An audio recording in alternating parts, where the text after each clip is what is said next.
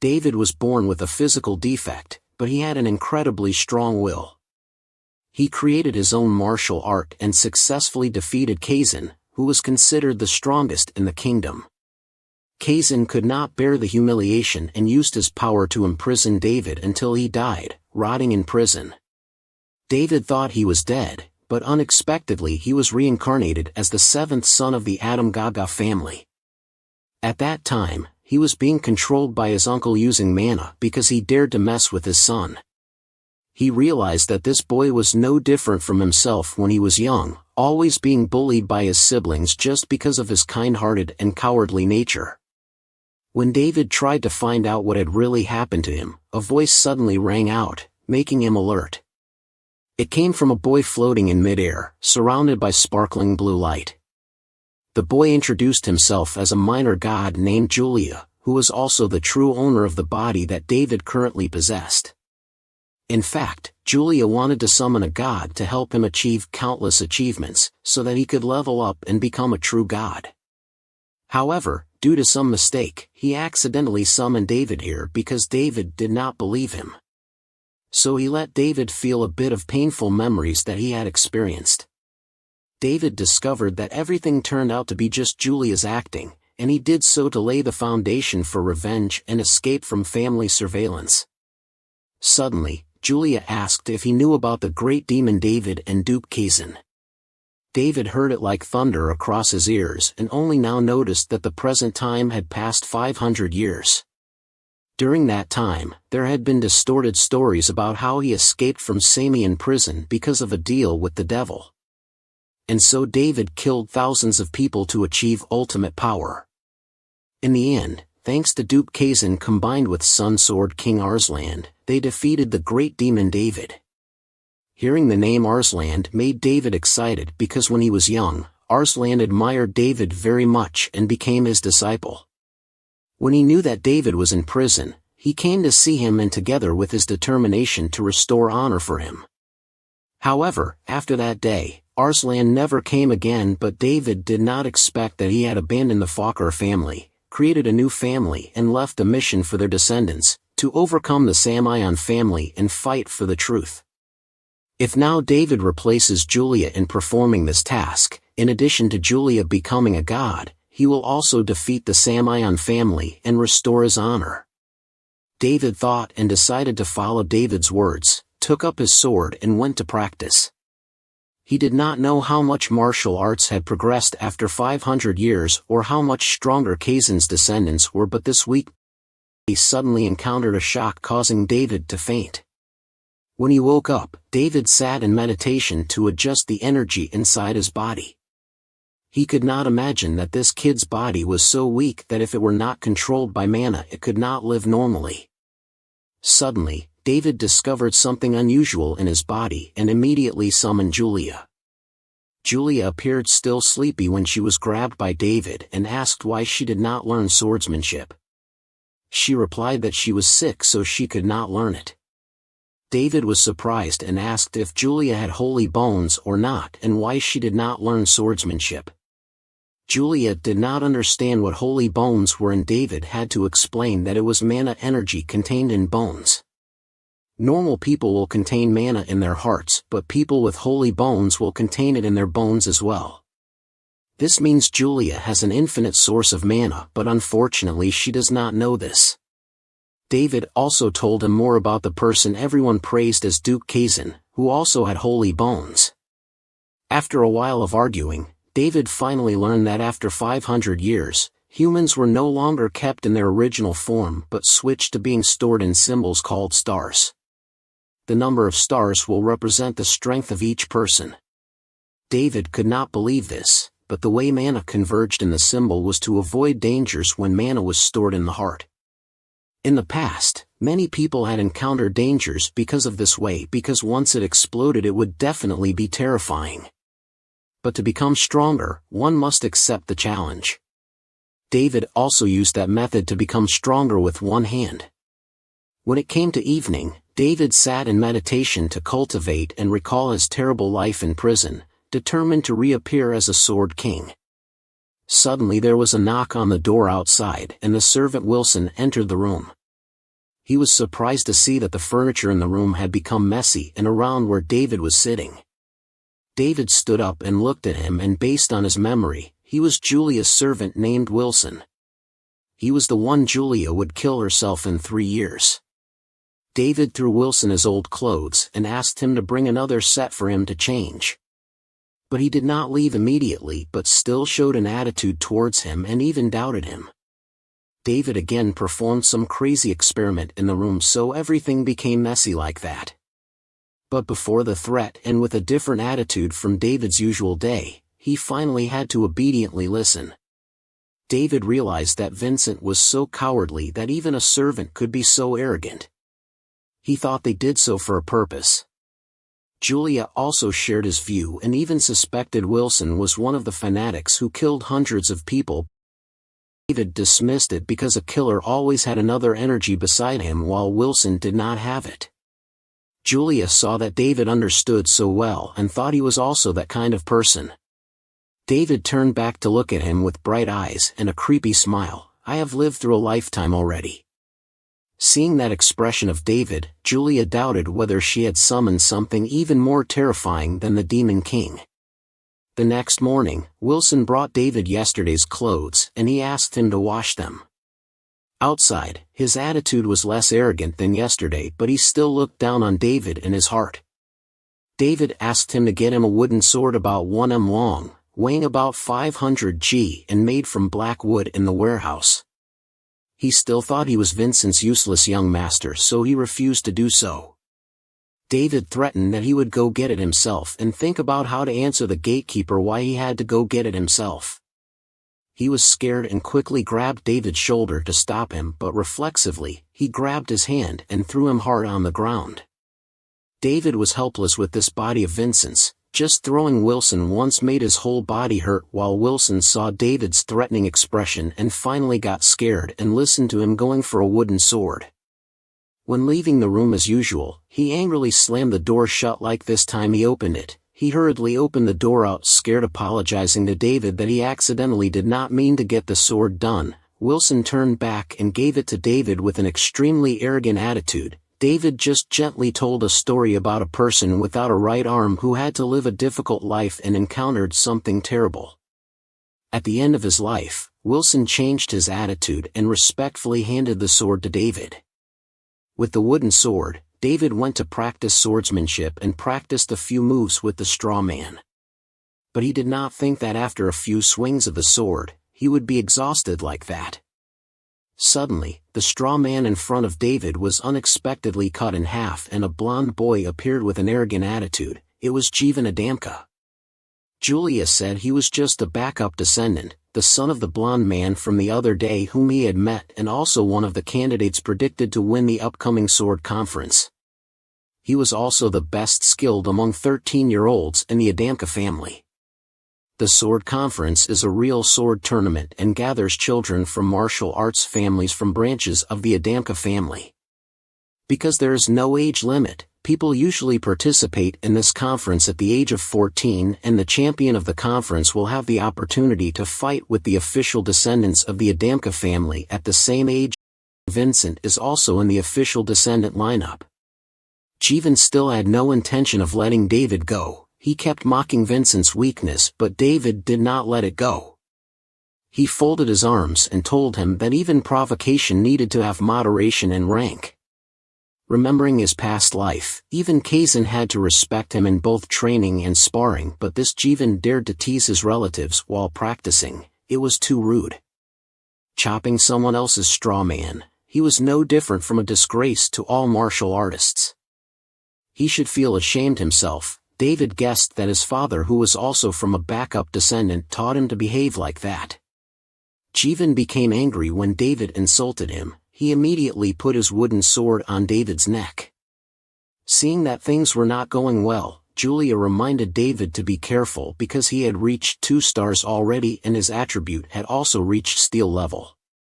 David also knew that if he fought with him at this time, he would lose, but he also pointed his sword at him. Perhaps the thinking of martial artists is no longer like 500 years ago, but in David's time, people like him had been beaten by elders in their family for a long time because of that action. David lowered his sword wanting to stop everything here, but Jeevan Kia suddenly went crazy wanting to rush to kill him immediately. Julia was scared, urging David to dodge, but at this moment Jeevan's guard managed to stop him so David was not injured.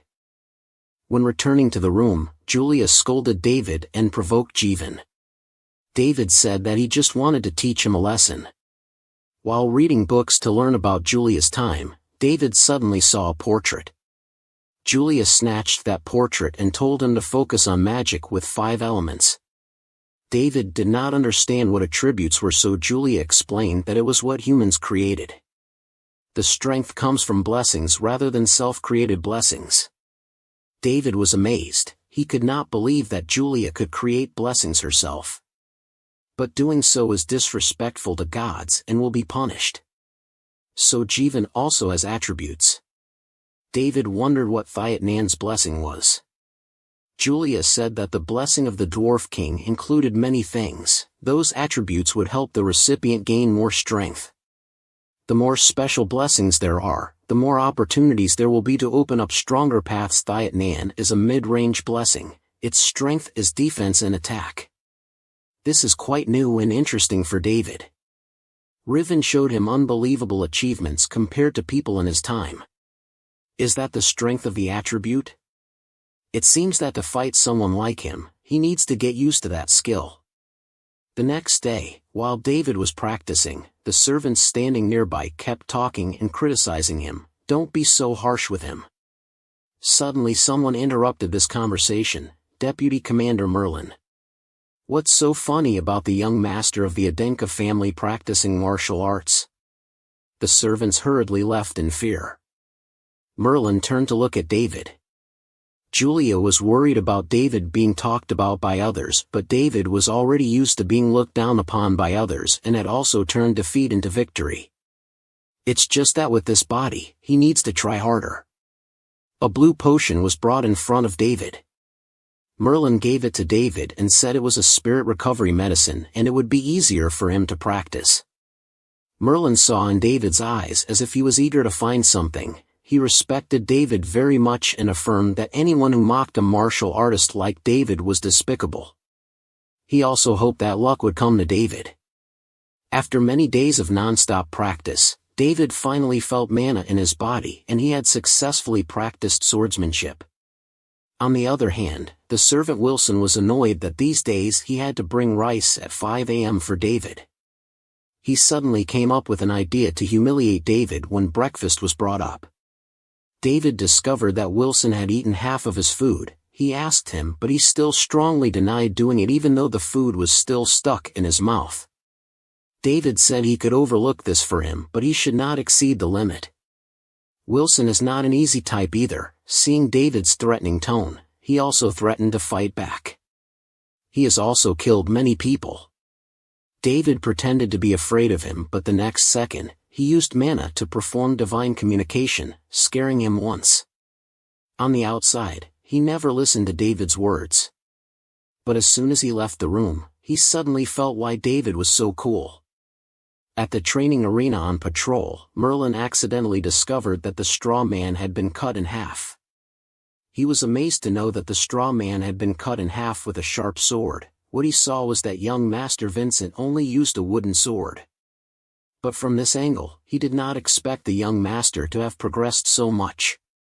David changed his clothes while discussing Wilson's obedience with Julia. Isn't that bastard? Has Wilson become so obedient? He's just a little bit, just leave it there and it will fit in. Suddenly David discovered that the clothes he was wearing were made of Levitan fabric, a cheap fabric that is easily dirty and not good enough for a nobleman to use. Moreover, food, if compared with the family budget, then the dishes that Wilson brought were of such poor quality. According to speculation, someone must have embezzled the budget. Both Julia and David looked at Wilson, but this guy was too stupid, so it wasn't his doing. It must be someone above him. Elsewhere, Jeevan was frantically practicing when his father came to visit. He still maintained his desire to escape poverty and sorrow like his sub-branch. He wants Jeevan to defeat Vincent. He grabbed Jivan's shoulder tightly and his eyes showed full of resentment as well as determination. You must become one of the members of sub-branch who can overthrow the main branch. Do you know before your father's eyes Riven realized that as it got closer to the conference day his obsession became worse? So his desire to defeat Vincent grew even greater. Immediately, based on what Julia had done, David knew how much she wanted him to win. Even if it wasn't the Spirit King like Julia, he would win at this conference to get what he needed. David immediately called Wilson over and gave him a task. Wilson went to find the great god Elsa, the murderous aura of a level 7 martial artist, making Wilson tremble with fear, but he still did the task that David had assigned him. David wanted him to ask Elsa to convey a message to the family head, wanting the family head to attend the sword conference and promise to prove his own value as a member of main branch Adelka. Elsa was about to refuse when Wilson suddenly said, "This is the price to pay for embezzling the budget. Your job is to make the impossible possible." After completing the task, Wilson quickly left. Elsa thought for a while and finally went to find the family head and conveyed the invitation to the sword conference.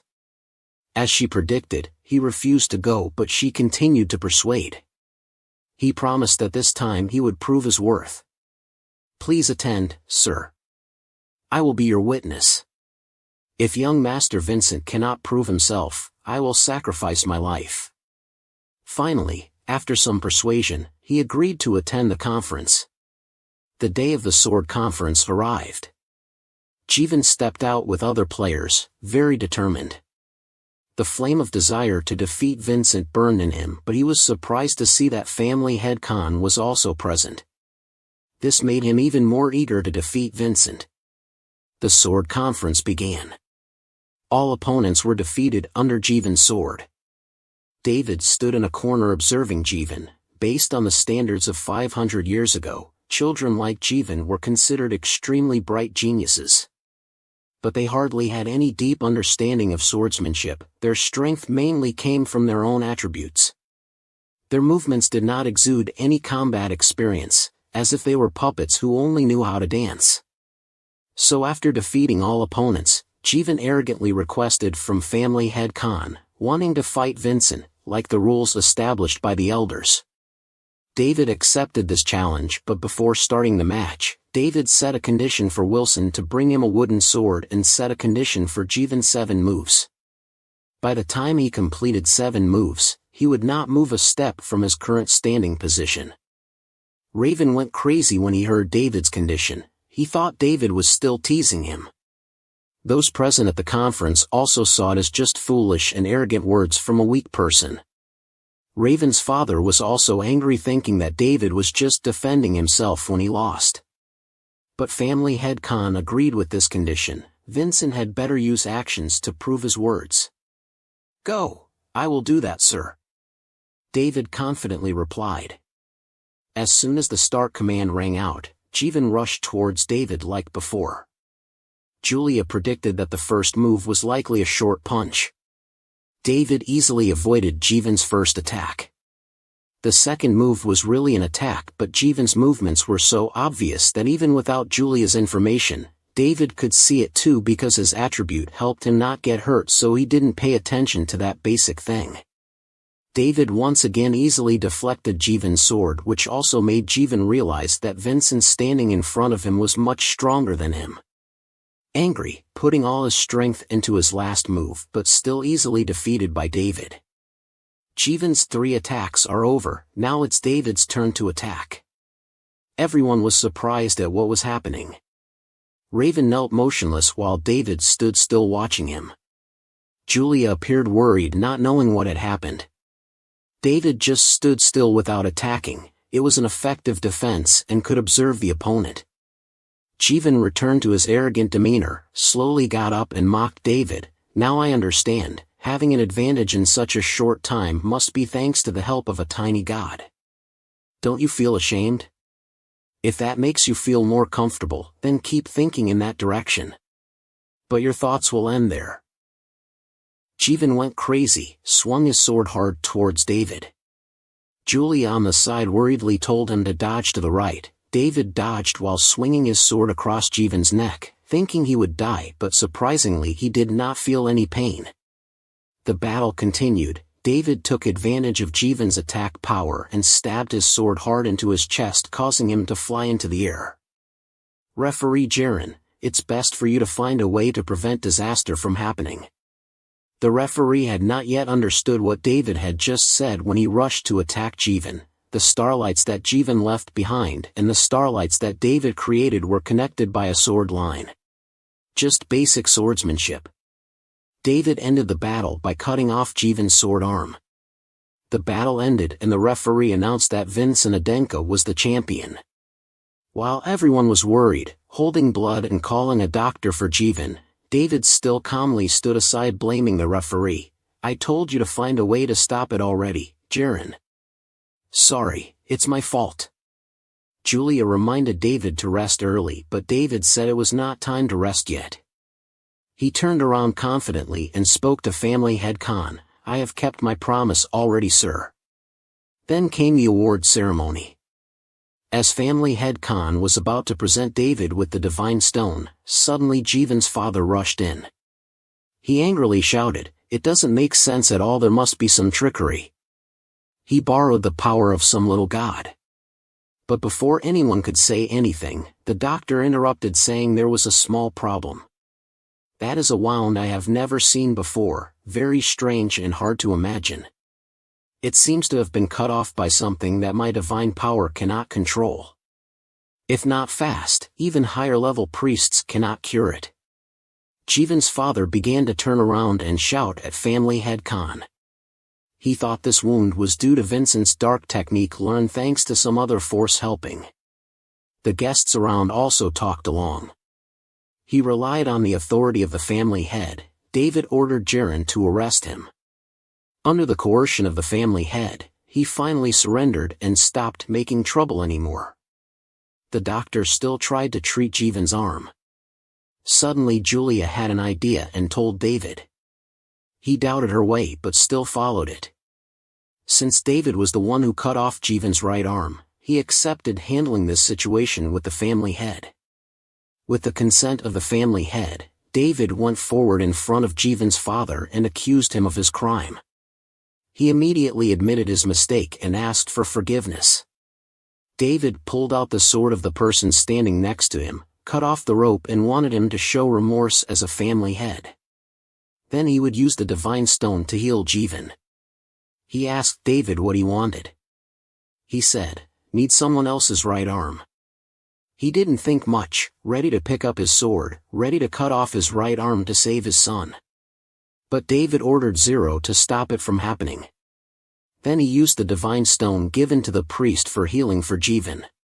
Finally Jivan's arm was healed. Although Julia was the one who advised David, she still regretted that stone. At this time outside, Wilson had eavesdropped on everything. He didn't expect his young master to be so cool. Remembering the choice the young master had made between opposition or loyalty, he decided to choose loyalty, which was much cooler. After returning to the room, Wilson happily went to prepare dinner for David. Julia was skeptical of his actions. David wondered, "Isn't that what you want?" Julia replied, "Good." He hadn't been gone long when there was a knock on the door outside. The two thought Wilson brought dinner, but the person who came in was Dolan. He came to express his gratitude to David. He came to return the stone and a black card. Being treated with unlimited freedom to use the card seemed to be telling everyone, "Treat me like a level 2 priest." But no matter what he said, David still didn't understand what a level 2 priest meant. When Dolan left, Julia proudly told David about what they had received. David praised her for being really good and Julia smiled shyly. David discovered that she was easily swayed when praised, perhaps because of her previous life being looked down upon. Speaking of praise, Julia suddenly remembered that her father often ate alone, but once he invited someone from the family to have dinner with him. After the sword conference ended, it was her second sister's child who also had an overwhelming victory in a sword conference. So that means tonight it could happen to David. If it was Julia who said it, then David would also get up and prepare to go to dinner with family head Khan. He had just finished changing his clothes when Wilson burst in through the door. Without waiting for him to finish speaking, he guessed that the family head had sent him to invite him to dinner. Wilson was surprised that David could guess that.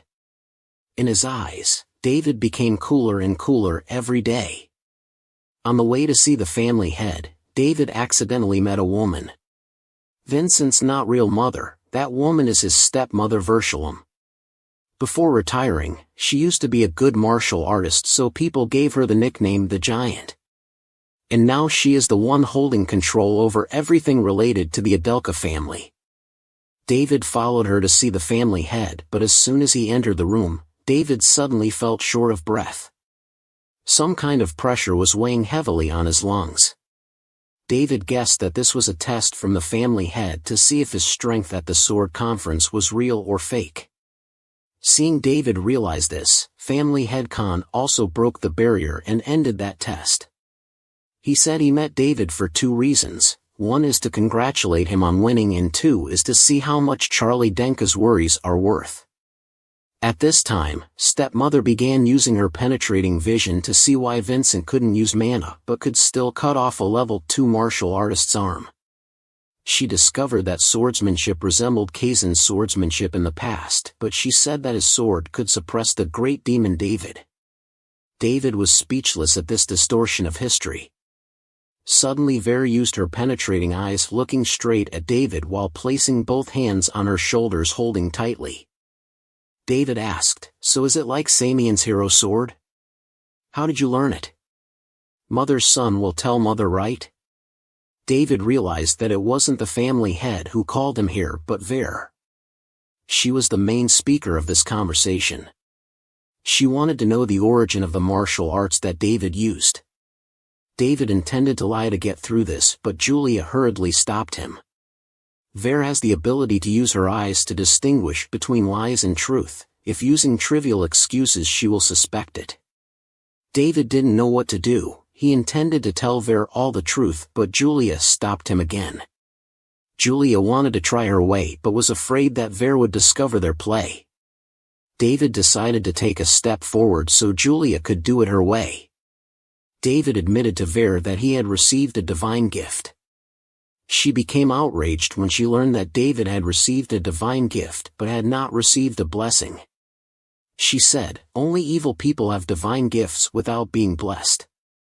At this point, Julia told David to follow her words. If she was suspicious, she could go to the temple to verify it. But if she really is a demon, why didn't the level BA bishop with the miracle stone in his hand detect it? Under the tacit cooperation of David and Julia, they finally passed Versa's eyes and were approved by family head Khan. David could continue to practice that martial art, but Vera was still worried. His decision had been considered to the point that if Vincent said he used Dung Vong swordsmanship, the Samayan family would make a fuss and think that this side had stolen it from them. But if it is said to be the swordsmanship of the great demon, they will make a mess. Receiving the affirmation of the family head, Vera finally felt relieved and instructed David to try his best to push up and not cause any more trouble for the family head, because he had achieved great achievements in the sword conference and also affirmed the level of a direct descendant of the Adenka family. David was granted a wish by family head Khan. David said he wanted to become stronger, but that was something he had to do himself. The family head could only respond to what he could do. Julia told David to tell him that he wanted permission to enter the family library. According to regulations, only level 3 martial artists can enter the library. But since it was a wish, the family head agreed with David. He told Verse ban Blood Lotus for David, saying, "That is the reward for keeping my promise." Blood Lotus is his sword used when he was young, since he started building his reputation in this world, and it itself is also Adelka's history. David and Julia happily planned to return to their room but were called back by Vera. She wanted to talk to David for a bit. She was very proud of what David had done. She said he had become the winner at the sword conference, so he had to enter Blood Tower, one of the training academies under Adenka's jurisdiction as tradition. In addition to winning the Sword Conference Championship, he must also be able to control Blood Demon. Versa asked David, "Have you thought of how to control Blood Demon yet?" David listened to Julia's answer. He still didn't know. She knew that using that sword move only a few times made Draven's body very painful and Blood Demon couldn't be defeated with just one move. Julia was a little skeptical when she saw her stepmother giving them advice on Blood Demon, but Devan saw that she didn't mean anything bad and even liked them more now. Outside in the yard, Wilson was happily drying clothes. He muttered to himself, "Today I will support young master with all my strength," but as soon as he finished speaking, a suitcase hit him hard on the back of his head supporting his pants. What is he plotting this time? Wilson angrily turned around and looked at who hit him. It was Ceres, who had just returned after some time at home. Wilson proudly showed off Ceres, "I'm drying clothes for young master." Ceres was also a little surprising. Wilson even proudly said, "If young master changes then he should change too." Inside the family library, David rummaged through all the shelves but still couldn't find any books recording history 500 years ago. If there are only folk tales about Dung Vong, Kajin and Great Demon David. It's like someone deliberately erased or changed it. Julia suddenly asked, "You call Father Arslan a child and Vincent who uses swordsmanship from someone named Dung Vong hero? Who are you?" David was startled. He was afraid to tell the truth. Julia would be shocked, but not saying it would not respect the owner of this body. In the end, he decided to tell Julia the truth. But just as David said Ra's name, Julia was suddenly deafened by a strange sound and couldn't hear anything. Julia gave up and didn't want to know the truth anymore. The two accidentally found a love novel among the mana cultivation books. Opening the book, the two were blushed by the romantic words in it. But the more they read, the more David realized that this was not an ordinary novel. Special experiences about mana were all hidden through those romantic words. David became excited and wanted to go outside to practice. Immediately, he and Julia went out to the yard to try practicing. As soon as they reached the door, they both caught Ceres standing outside ready. She was still moved by the change of her young master. David didn't expect anyone to blindly love such a useless person. At this time, Jeevan suddenly came to talk to David. The atmosphere in the room between the two was extremely tense. Suddenly, Jeevan pulled out his sword and said he came here to pay tribute to the Sword Conference. David also quickly pulled out his sword for defense. At a time when everyone thought Jeevan came here to fight, he lowered his sword and knelt in front of David, admitted his mistake and swore to always be loyal to him. Everyone was surprised by his actions, but David still accepted his oath. At the moment he realized Blood Lotus, he knew there was nothing to regret for being like that. David asked Jeevan to help him practice mana flow in order to get Noinan's blessed characteristic. Prince Jeevan agreed with that, but he didn't expect David to perform too fast, causing the flow to break and causing a big explosion in the room. Family head Khan knew about it. David was planning to participate in Blood Tower next year, Ver said. She had informed him of Blood Demon's characteristics, but he didn't ask anything at all. He looked very confident. Family head Khan decided to ask Elsa, a great messenger god, to send a message to David that he must complete the handover ceremony within a month. But as soon as she entered David's room, she was surprised by the messy scene. The cold air emanating from her made everyone shiver, but David had no intention of telling Elsa the truth.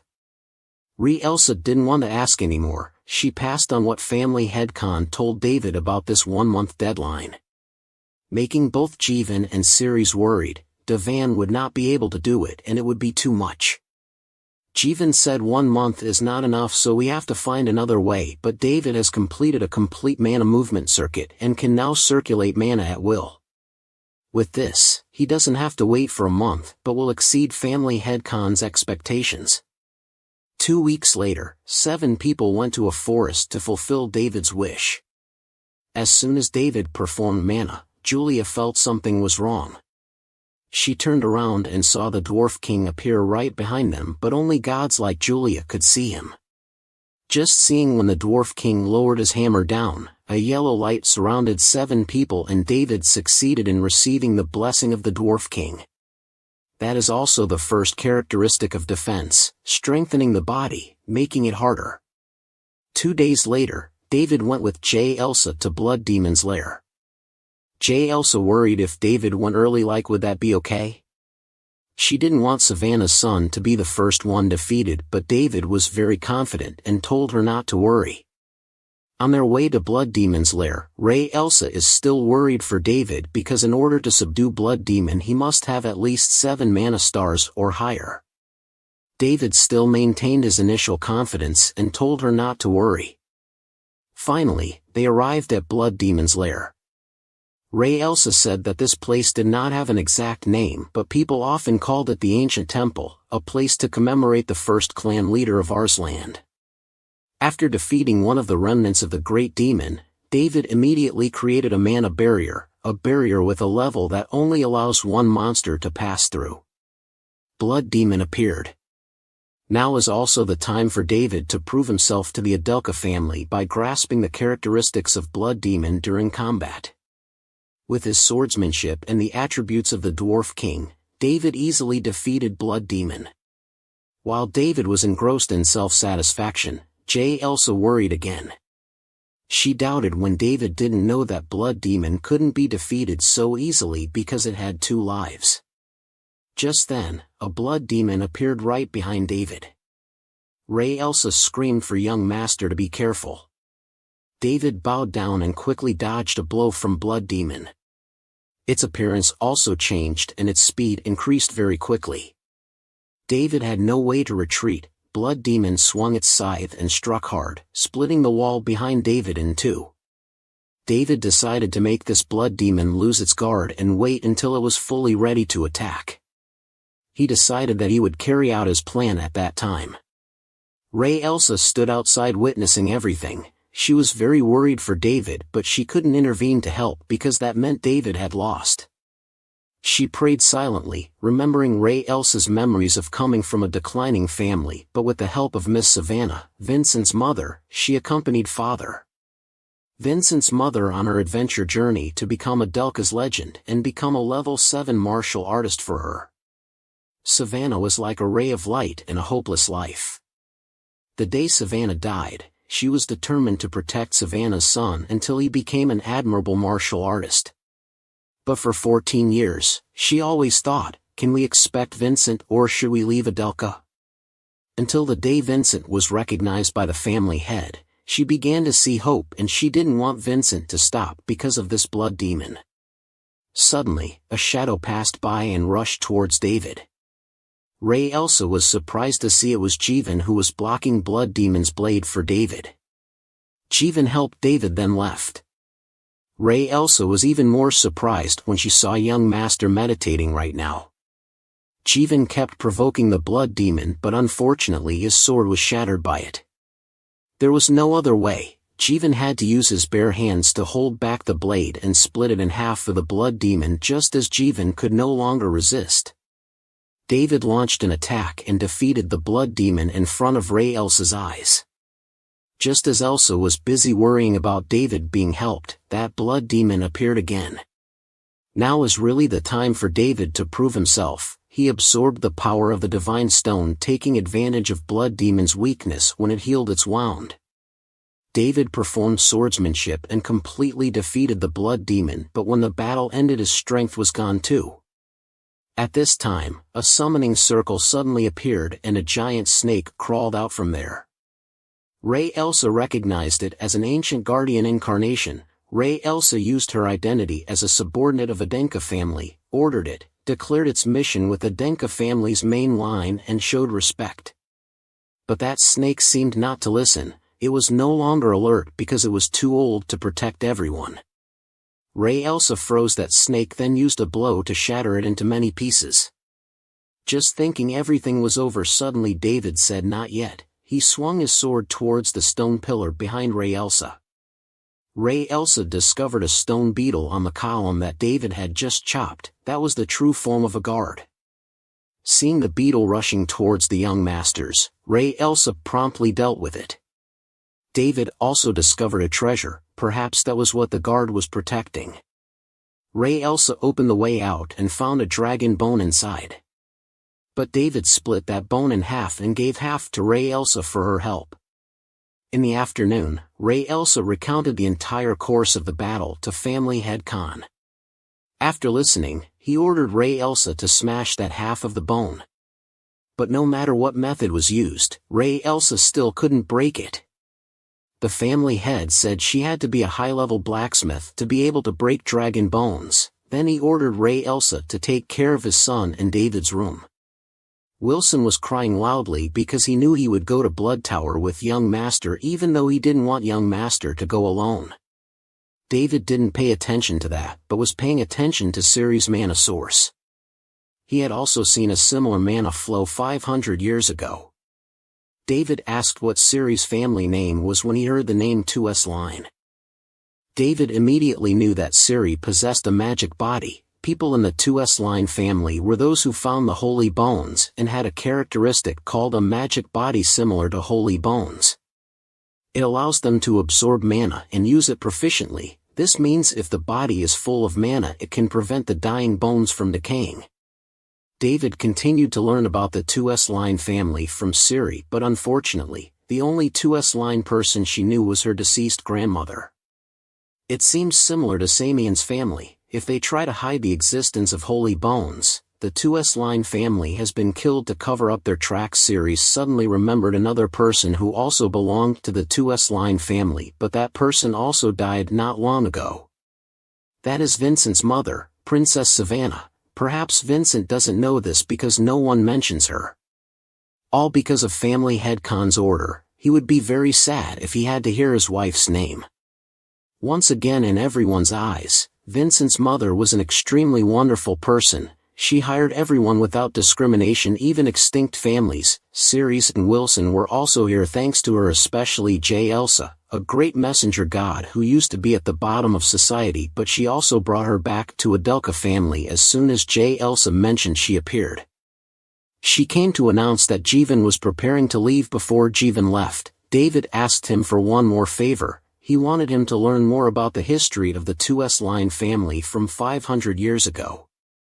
After Jeevan left, David asked Ray Elsa to train until he entered Blood Tower. Ray Elsa thought for a while and finally accepted, but she also reminded David that she would not be gentle with him either, as she during training J. Elsa always used strong blows to practice with David, even thinking about asking Donald for help when necessary when she overdid it. A week after finishing training, Ray Elsa told David to rest first while she would go see a blacksmith to change swords. In recent days she didn't know how many swords she had changed. Then she went to the forge, coldly told the blacksmith, "It will be a tragedy if you forge only rubbish swords for a Denka family." So Hansen then poured a pile of sword fragments in front of Hansen. Hansen looked at the cracks on the sword, guessed all the causes, but none of them were right. Until J. Elsa admitted to having fought with Vincent's Blood Lotus sword, also because of this surprise that at midnight he kept insisting on coming to see David to see the Blood Lotus that he had created. Turns out, David was also surprised to meet a famous blacksmith who was also a longtime friend of family head Khan and a former master. After seeing Hansen's Blood Lotus, he could hardly believe that this sword had once fought with Blood Demon and Ray Elsa. He even wanted to see what kind of swordsmanship David used, but Ciri appeared right behind him and called Mr. Hansen friendly. Ciri was angry because it was bedtime, but Hansen still went out to make such a noise through Ray Elsa's story. Hansen donated to children living in poverty, including Ciri's. So basically, those two are father and daughter. David saw that and came to pat Hansen on the shoulder and said, "Tomorrow I will go to the forge and go with Ciri's." Hearing that, Hansen turned back at lightning speed. It seems he is a father who is very obsessed with his daughter. The next day, after seeing David's moves, Hansen felt like it was the moves of Ondung Vong and the Great Demon recorded in legend.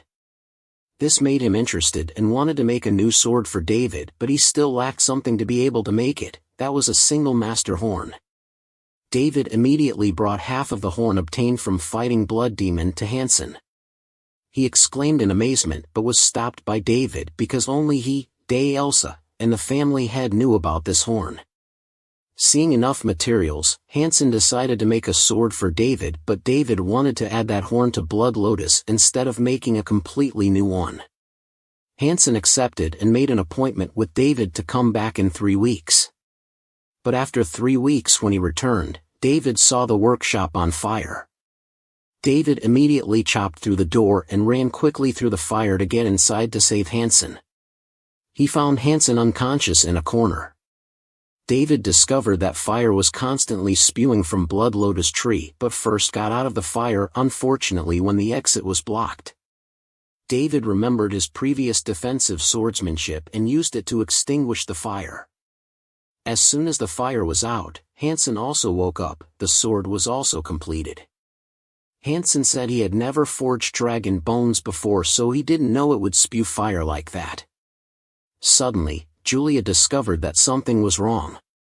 If this is a sword inherited by Arslan's clan leader, then he should know that long bones will be like this, right? He should have given some warning, but maybe for some reason he didn't say it. David asked Hansen to make him a new sword. He thought if Hansen had completed one, well, then the next one would definitely be better than this one. Hansen was shocked when he saw Elsa bring him the remaining half of the horn. In the end, he still agreed to forge the best possible dragon bone sword for David. When Elsa returned, David apologized to her about that horn. He felt guilty when intending to share it with Elsa, but now it seemed like he had taken it back. David wanted to thank her, but Elsa said he had thanked her 14 years ago. That was when he was born and proved his excellence as a martial artist. David said Elsa might be even happier when today he would defeat her. A battle of equal strength took place between the two. After a while of fighting, Elsa thought she would win again, but David had already guessed her movements and blocked her attack. Then he chopped through the mana flow to block her moves. Elsa saw that David had beaten her and was very happy to share with him about the mana flow from the god of romance. In 2 days, David had mastered that mana flow. Julia was next to him, worried that David would puncture the ceiling again, when she discovered another god appearing next to her, another development at Blood Tower Lieutenant. Blood Tower Vagon, Pagoda and Blood Tower Hika's city lord were discussing the list of people who would soon enter the city. Hika was extremely surprised to see Vincent Adenka's name appear. She just sighed that another troublemaker was coming. But Vagon had the idea of wanting to solve Vincent before registering, just because he was afraid that Blood Tower's reputation would be tarnished by a useless person. At this time, after blessing David, the god of romance also left without leaving any trace. After receiving the god of romance's blessing, David and Julia learned about Blood Tower, its location between the Rocky Mountains near the border with Shamian. In the past, when countless believers and great demons invaded Shamian, Atman and many warriors at that time repelled them. Since then they have carried on their mission to protect Blood Tower. This is mostly exciting. They may find Arslan's bamboo book there, maybe even another dragon bone sword. Julia said there were no more dragon bones, but there was a legend about treasure there. It was the heavenly fruit tree. Because of its ability to cure all diseases or even revive life, many idle people kept waiting at Blood Tower for the fruit to fall so they could treat the decaying holy bones. So you need to get a heavenly fruit, so the heavenly fruit tree is David's next goal. While reading documents about Blood Tower, David also learned that they had to take care of their own expenses and not use family money while in Blood Tower. Julia said, David doesn't need to worry about that because he has invested in Luke Fapdai, where the best wizards are trained. When investing in Luke Fapdai's research work, you will receive corresponding contribution bonuses. And the wizard Julia invested in is named Vanillai Pagoda, co-owner of Luke Fapdai. But investment money will be lost if that wizard dies, unfortunately. Instead, Vanillai was assassinated. People even found her bamboo book left behind, intending to transfer all assets to her younger brother Lieutenant Vagon Pagoda. 4 months later, David arrived at Blood Tower. Ray Elsa only took him part of the way and he had to walk to Blood Tower to ensure confidentiality. In the office, subordinates also came to inform Hika that young Master Vincent had arrived. She seemed bored and didn't want to do this reception job. But when she heard the magic stone in front of her announce that recently 2 monsters invaded the land of nearby residents, she became excited.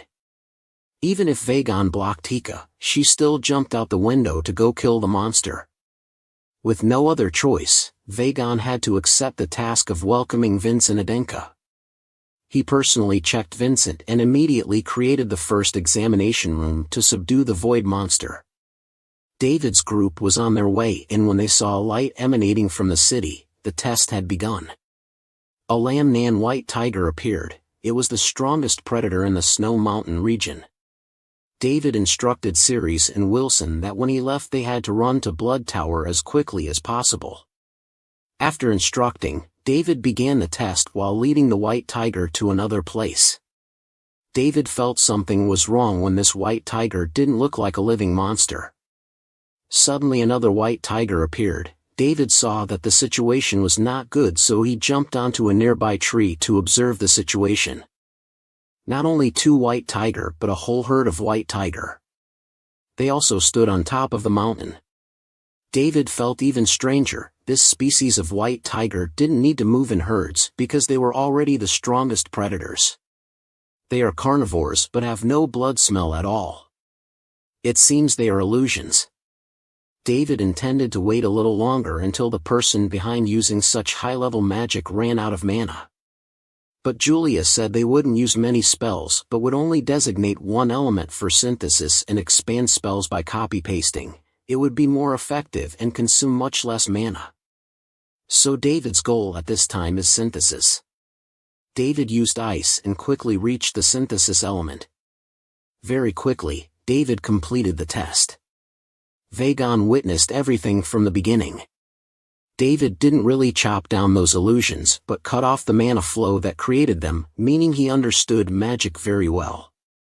Vagon began to doubt Vincent Adenka's useless reputation. The city gates slowly opened to welcome David in. After greeting both sides, Juliet immediately planned to score as many points as possible with Vagon to get back the money she had invested in magic law. On the way to the dormitory, Vagon reminded David of a few things when in Blood Tower. This place has coaches, teachers, military students and even children from many families living here. If you count housekeepers, then there will be even more people. David will have to share a dormitory with others, so it won't be very comfortable when he comes to live here. He will become a military student in the fortress and have to abandon all his current identities. David asked Vagon what his current military student rank was. Vagon said, all military students must start at rank 9 and will take promotion exams every half year. The rank will be divided into 9 ranks. If you pass the next promotion exam, rank 1 will be considered as a first step towards becoming a martial artist, and upon graduation from the fortress, you will become a true martial artist. Vagon also wondered why David knew magic while he himself came from a martial arts family background. David just replied, "It's because I learned more, so I know." Vagon began to find this once considered useless child interesting. But he still saw that children were still children. When David asked about heavenly fruit, Vagon just said that he didn't know. Maybe heavenly fruit would choose its own owner. Arrived at the dormitory.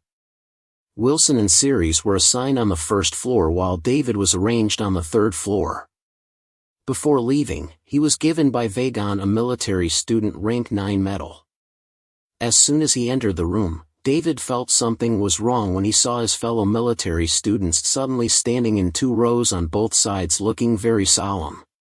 Their faces were even tense too.